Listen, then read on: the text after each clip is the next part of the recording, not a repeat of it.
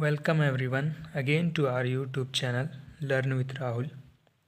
Today we are going to discuss how to find median for discrete frequency distribution.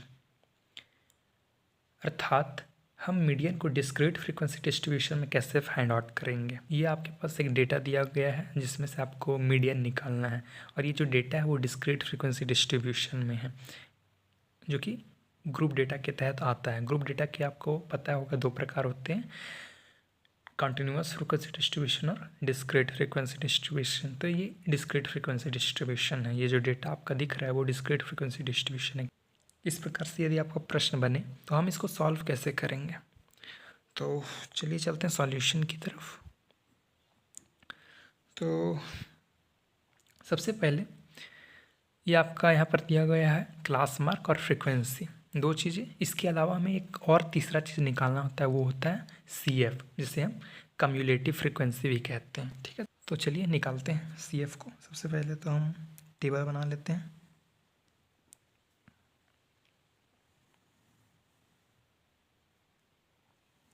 तो ये पहला जो table बनेगा वो क्लास मार्क के लिए रहेगा, दूसरा फ्रीक्वेंसी के लिए रहेगा और तीसरा कम्युलेटिव फ्रीक्वेंसी के लिए रहेगा, जिसको हम CF भी कहते हैं शॉर्ट फॉर्म में। ठीक, तो पहला क्या आ जाएगा, XI आ जाएगा। आप चाहते हैं क्लास मार्क भी लिख सकते हैं। दूसरा FI आ जाएगा, इसको हम फ्रीक्वेंसी बोलते हैं। और तीसरा CF, इसको हम कम्युलेटिव फ्रीक्वेंसी कहते हैं। ठीक, तो XI क्या क्या है, 1 है, 2 है, 3 है, 4 है और 5 है। फ्रीक्वेंसी इसके साथ क्या क्या है, 8 है, 10 है, 15 है, 5 है और 2 है। और CF कैसे निकलेगा, देखो CF निकालने का बड़ा आसान तरीका होता है। सबसे पहले तो ये 8, आप पहला फ्रीक्वेंसी का जो पहला डेटा है वो 8 है, तो इसी 8 को आप यहाँ पर लिख लो। ठीक है, अब हम तिरछा ऐड करेंगे, जैसे कि 8 का 8 हमने लिख लिया, उसके बाद हम तिरछा ऐड करेंगे। 10 को हम 8 से प्लस करेंगे। 10 को यदि हम 8 से प्लस करेंगे तो कितना आ जाएगा, 18 आ जाएगा, है कि नहीं। फिर हम तिरछा सम करेंगे, 18 को हम 15 से ऐड करेंगे तो कितना हो जाएगा, 10 10 20 28 33। ठीक है, तो ये 33 हो जाएगा। 33 को हम 5 से ऐड करेंगे तो कितना हो जाएगा, 38। 38 को 2 से हम ऐड करेंगे तो 40। ठीक है, यानी यहाँ पर जो नंबर आएगा उसके इस निचले नंबर से आपको ऐड करना है।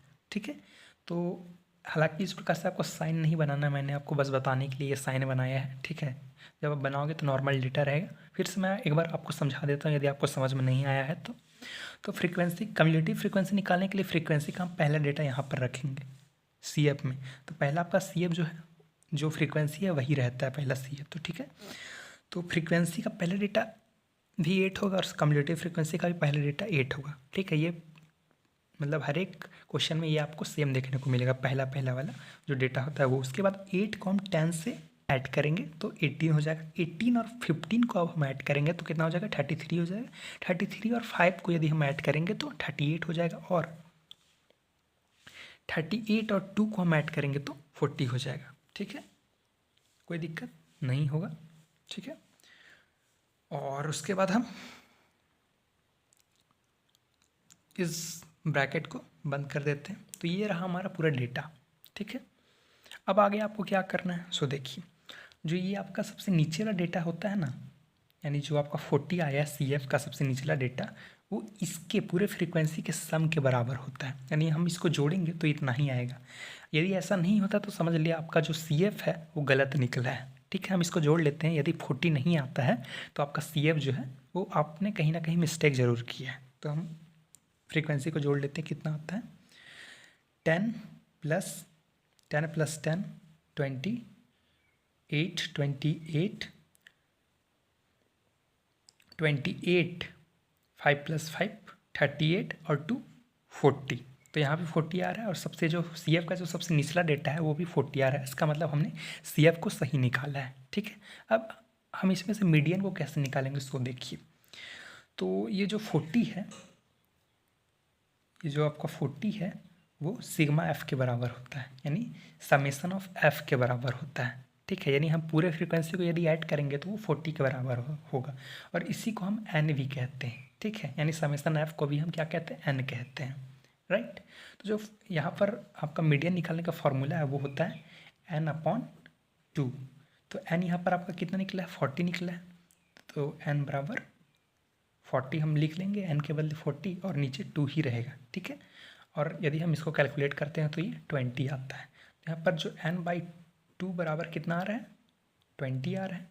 ठीक है, अब हम CF में जाएंगे। 20 से ठीक ज़्यादा यहाँ पर कौन सा डेटा है, 20 से ठीक बड़ा डेटा, 20 से ठीक बड़ा जो है वो 33 है, राइट। 20 से ठीक बड़ा हमको देखना है। ठीक है, इस डेटा में है ना, इस डेटा में जो आपका आपने जो CF निकाला है उस CF में 20 से ठीक बड़ा डेटा जो है वो कौन है, तो वो 33 है यहाँ पर। ठीक है, ना ही तो 38 नहीं है, क्योंकि सबसे पहले वाला डेटा हमको लेना है, 20 से ठीक सबसे पहले वाला बड़ा डेटा, तो वो 33 है, राइट। अब 33 के ठीक सामने वाला XI जो है यही आपका मीडियन होता है, यानी 33 के ठीक सामने आपका क्या है, 3 जो है, जो क्लास मार्क आपका है 3, वही आपका मीडियन हो जाएगा। तो यहाँ पर मीडियन क्या हो जाएगा आपका, मीडियन वो 3 के बराबर होगा। ठीक है, तो यहाँ पर आपने मीडियन निकाल लिया, मुबारक हो, आपको समझ में आया होगा। अगर यदि आपको समझ में नहीं आया तो मैं आपको फिर से एक बार समझा देता हूँ हमने क्या क्या किया। सबसे पहले तो हमने जो आपका XI दिया गया था उसको हमने लिख लिया, FI दिया गया था उसको हमने लिख लिया, उसके बाद CF निकाला, उसके बाद हम फार्मूला लगाते हैं। जो ये 40 है वो समेशन एफ के बराबर होता है, यानी फ्रीक्वेंसी के सम के बराबर होता है। ठीक है, और इसी को हम एन भी कहते हैं। तो यहाँ पर इसके लिए फार्मूला है n/2। ठीक है, तो यहाँ पर n आपका क्या हो जाता है, 40 हो जाता है, तो 40/2 कर लेंगे तो हम 20 आ जाएगा, और 20 से ठीक बड़ा जो यहाँ पर नंबर है वो 33 है कि नहीं। 20 से ठीक बड़ा जो नंबर है वो 33। हमने पूछा होता कि 20 से सबसे ठीक छोटा नंबर क्या है, तो आप 18 बोलते। ठीक है, क्योंकि इस डेटा में 20 से सबसे छोटा डेटा 18 ही है, लेकिन वो हमें नहीं जानना है। हमें जानना है कि 20 से ठीक सबसे बड़ा डेटा कौन है, तो वो है 33। और 33 के ठीक सामने वाला जो आपका क्लास मार्क है, यानी जो 3 है, वही आपका मीडियन हो जाएगा। तो इस प्रकार से हम डिस्क्रीट फ्रीक्वेंसी डिस्ट्रीब्यूशन का मीडियन निकालते हैं। उम्मीद है आपको पूरी तरह से समझ में आया होगा, और इसी प्रकार हम नेक्स्ट वीडियो में कंटिन्यूस फ्रीक्वेंसी डिस्ट्रीब्यूशन का मीडियन निकालना सीखेंगे कि आखिर हम कंटिन्यूस फ्रीक्वेंसी डिस्ट्रीब्यूशन के फॉर्म में यदि आपको डेटा दिया रहेगा तो उस फॉर्म में हम मीडियन को कैसे निकालेंगे। तो उम्मीद है ये वीडियो आपको पसंद आया होगा। पसंद आया है तो कमेंट करें, और यदि आपको कोई दिक्कत आई है तो कमेंट ज़रूर करें। मिलते हैं अगले वीडियो में, तब तक के लिए धन्यवाद।